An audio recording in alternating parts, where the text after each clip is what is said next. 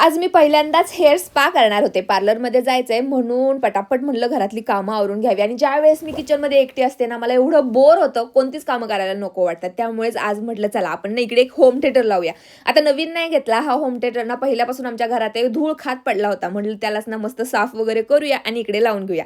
आज आहे 15 ऑगस्ट स्वातंत्र्य दिन. अभिच्या शाळेला तर सुट्टी आहे, पण गावातल्या शाळेमध्ये तो गेला होता आणि ही शाळा माझी बालपणीची शाळा आहे. मी 3री पर्यंत याच शाळेमध्ये शिकत होते. बरं, तुम्हा सगळ्यांना स्वातंत्र्य दिनाच्या खूप खूप शुभेच्छा. आता कसं किचनमध्ये मी एकटी असं मला वाटणारच नाही. गाणी ऐकत ऐकत म्हणत म्हणत माझी कामं होऊन जाणार. गाणी म्हणलेली तुम्हाला नाही दाखवणार आहे, कारण माझा आवाज काही तेवढा चांगला नाही आहे. आणि हा सोप डिस्पेन्सर जो मी घेतलाय ना, तो खरंच खूप भारी आहे. त्याच्याने भांडी घासायला मला तरी खूप भारी वाटते. पटापट सगळी घरातली कामं आवरायला घेतली आणि उद्या आहे भावाचा उपवास, त्यामुळे जास्तच कामं आज चाललेली आहेत.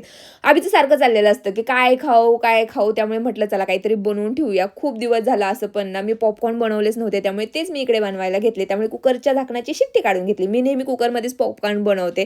पॉपकॉर्नची मका मी आधीच आणून ठेवलेली आहे. फक्त हळद मीठ तेलामध्ये घातली, मस्त त्यामध्ये मिक्स करून घेतली. मकाना मी थोडी 2 मिनिटं त्यामध्ये परतते, त्यानंतर झाकून घेते. 2 मिनिटात आपले पॉपकॉर्न तयार पण होऊन जातात. आता पॉपकॉर्न तर तयार झाले, पटकन आवरून मी पार्लरमध्ये गेले. मी आज पहिल्यांदाच हेअर स्पा केला आणि त्याचा अनुभव कसा वाटला, काय वाटलं ते सगळं मी लॉंग व्हिडिओमध्ये शेअर केले. त्यामुळे ती व्हिडिओ तुम्ही नक्की बघा. चला बाय.